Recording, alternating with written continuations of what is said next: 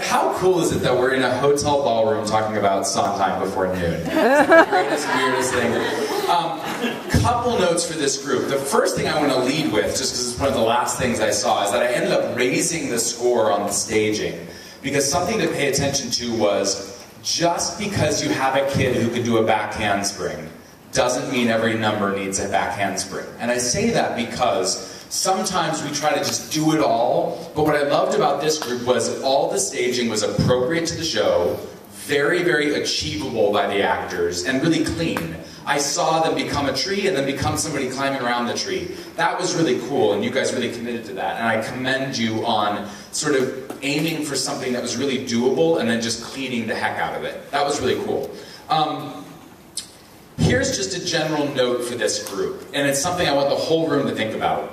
Nothing feels better as a teenager than to play angsty scenes and to feel terrible about it. It feels so good.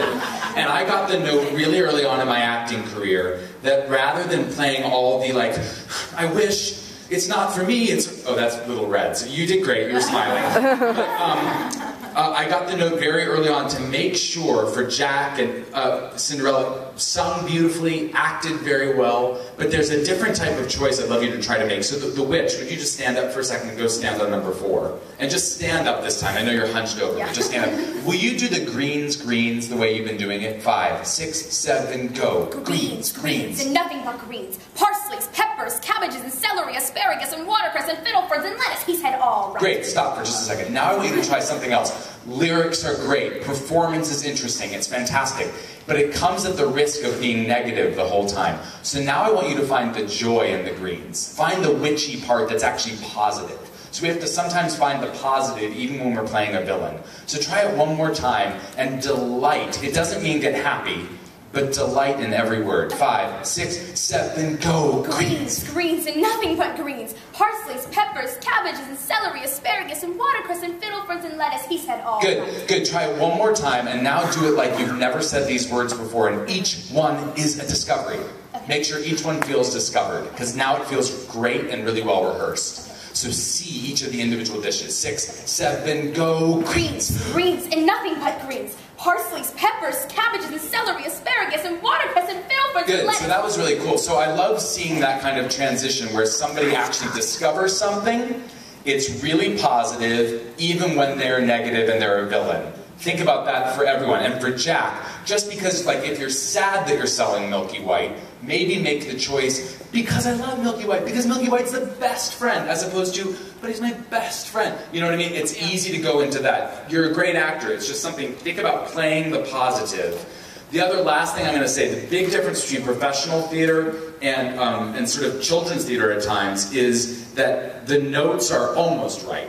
They're almost right. So what you have to really be careful for, especially for like Sondheim, is that all of those intervals are so specific. Try to really rehearse those so that it's not just sort of almost correct in terms of note-wise. But I love this group, and Into the Woods is ambitious, and you did a really great job. And then Alice in Wonderland is on deck. Okay, this is like my favorite show ever of all time, and I know it. Like I could write a thesis about it. Okay, really nice job. Your diction is excellent. Excellent. You're so clear. Your speaking is clear. Narrator, when you started, I was like, oh yeah, this is gonna be good. Just because the way you started, and I was like, okay, someone's teaching them well. So I knew when you started to speak that we were gonna have a good time. My biggest note is for each of the characters to think about, what do you want? Everyone wants something, right? What did the baker and the baker's wife want? A child.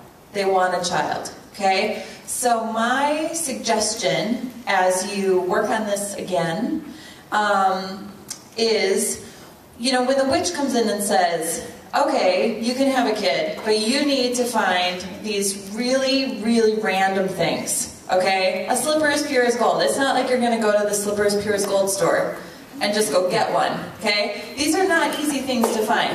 So instead of playing like, oh yeah, we're going to have a kid, woohoo, like she gave us a list and we're going to go find it. I would love to see that this is a little more daunting. okay? That yeah, we can have a child and we really, really want that child, but like, we gotta do this, and it's gonna be hard.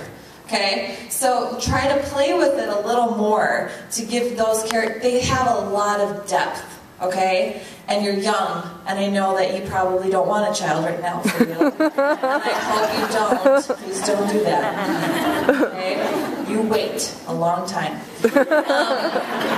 But you have to feel that, okay? And Cinderella really wants to go to the ball, and she wants the people that are really believed were the princes, okay? Even though that is in such a stylized way, it was excellent, and I loved your physicality. I loved it. Watch those notes at the end of that song, okay? Okay.